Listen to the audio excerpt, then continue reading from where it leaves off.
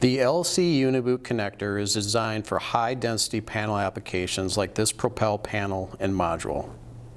Its ease of use in the field and its unique push-pull feature allows for quick insertion and extraction of the connector. When inserting the LC Uniboot connector, you will hear a click into position. To remove the LC Uniboot connector from the adapter, simply pull on the boot. No pull tabs or tools are required. Another key feature of the Uniboot connector is quick and easy polarity change. If a polarity change is needed during installation, the Uniboot connector provides a simple and efficient solution. Just pull back on the boot and rotate the LC connector 180 degrees.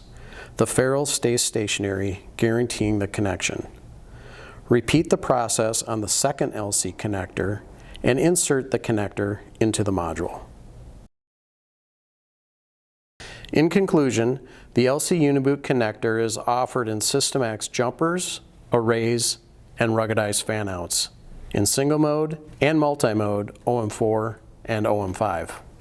The advantages of the LC Uniboot connector make it one of CommScope's most popular connector options.